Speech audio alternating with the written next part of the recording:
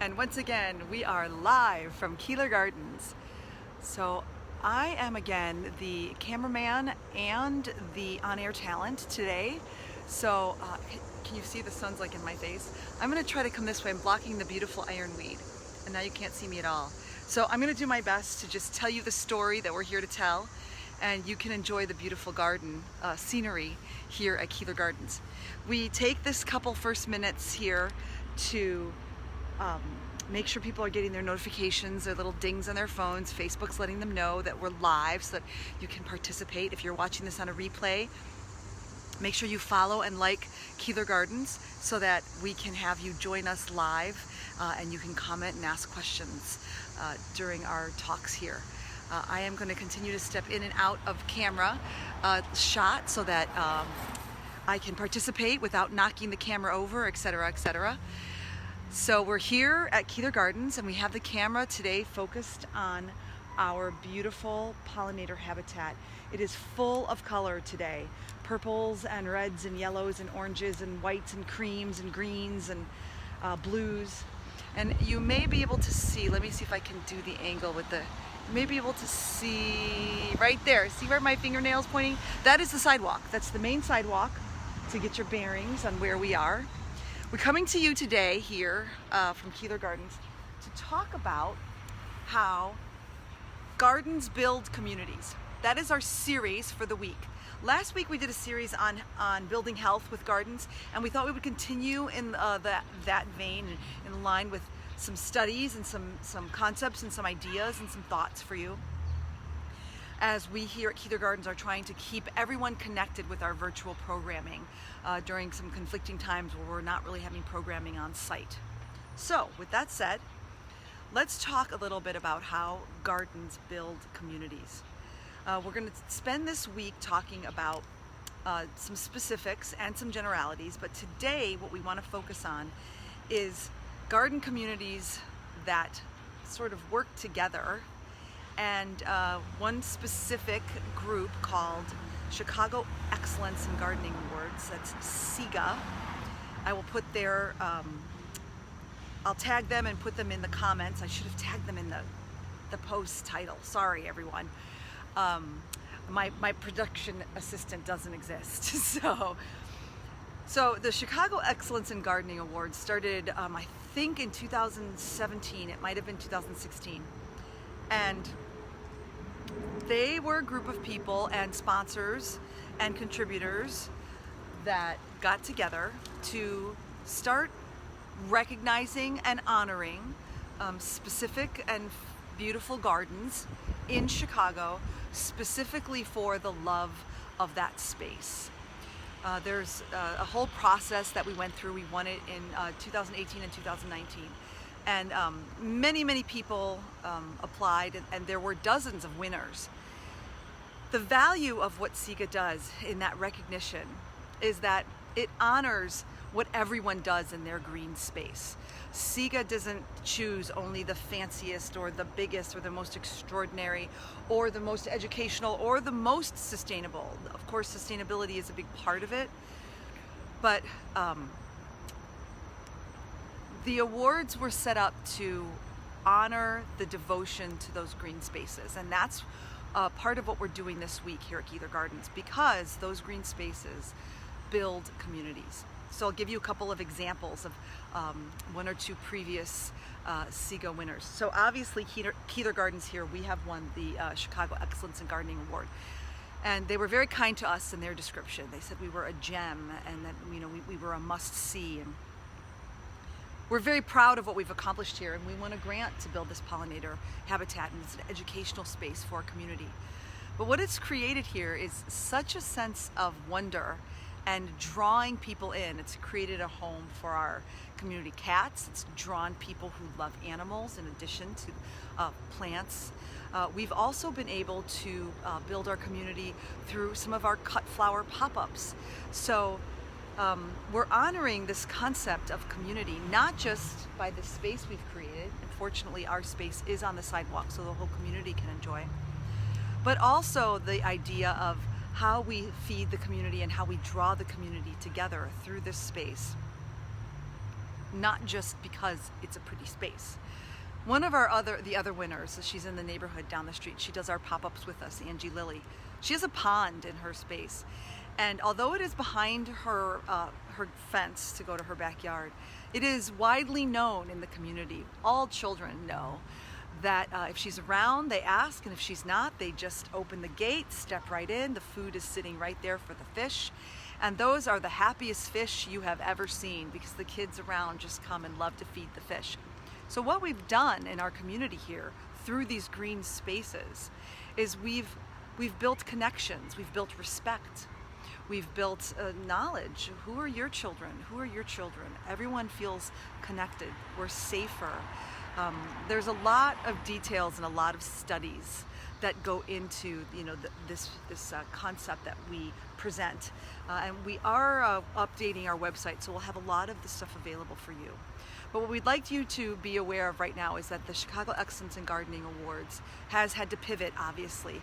They would have judges come out and look at every single garden that applied, and that just can't be done this year, and they're also behind schedule. So the way they're doing it is they're asking everyone to put together a 60-second video. Tell us about your space. Tell them about your passion. And again, it can be something as simple as a tree that your kids sit under to read, or that a porch swing is hung from. It can be your edible garden. It can be your pollinator habitat. There is a reason that you are compelled to spend time in that space.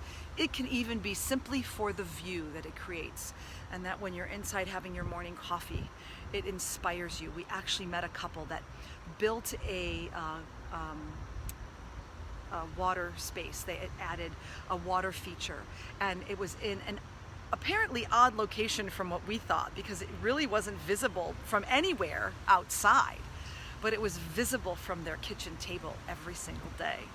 So go to the SIGA, put the links, go to the link, go to their Facebook page, go to the press release, go to the website, anywhere you can to find out the process on how you would submit your video.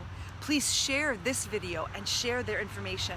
What was a Chicago Excellence in Gardening Awards, they limited it to Cook County. Now they are opening it worldwide.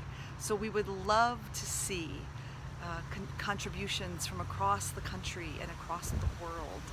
How exciting and extraordinary would that be? So I plan to reach out to some of my contacts from around the world, see if I can get them to participate in the Chicago Excellence in Gardening Awards.